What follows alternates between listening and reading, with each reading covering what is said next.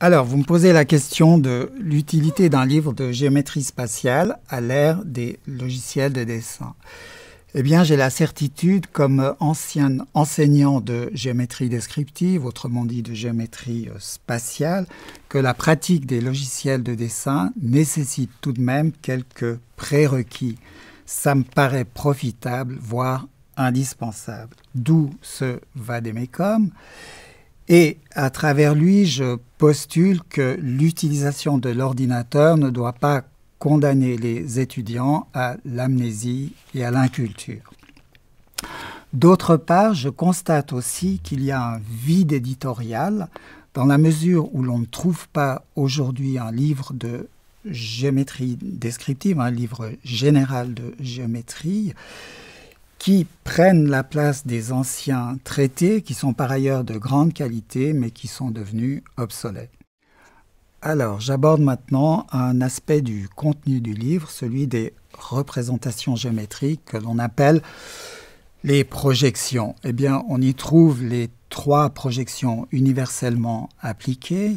La projection orthogonale, celle de l'architecte avec son plan élévation, l'axonométrie et la perspective. Et cela pour quel public? Le livre a clairement une vocation pédagogique et est destiné prioritairement aux étudiants et accessoirement aux enseignants comme support de cours.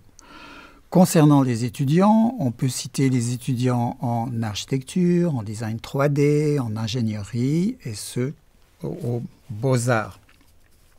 En fait, ce sont toutes les personnes qui utilisent la représentation 3D. Et pour quel niveau de formation?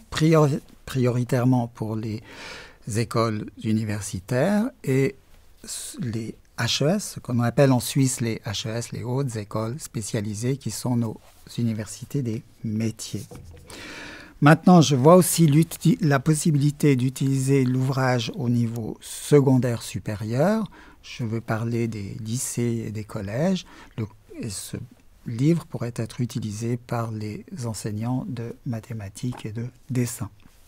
Et maintenant, je termine en parlant d'un aspect didactique de mon ouvrage, celui de sa présentation. En parlant de mon livre, je dis souvent qu'il est une sorte de bande dessinée de géométrie 3D. On verra que dans ces pages, l'illustration commande, il doit bien y avoir 2000 dessins et que l'illustration commente.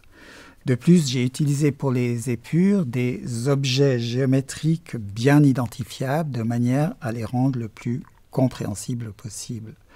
De ce point de vue, je dirais que de l'ouvrage qu'il est un livre visuel conçu pour des visuels. Alors voilà, le sort en est jeté. C'est vous, les utilisateurs du livre, qui vont relever le pari de son utilité.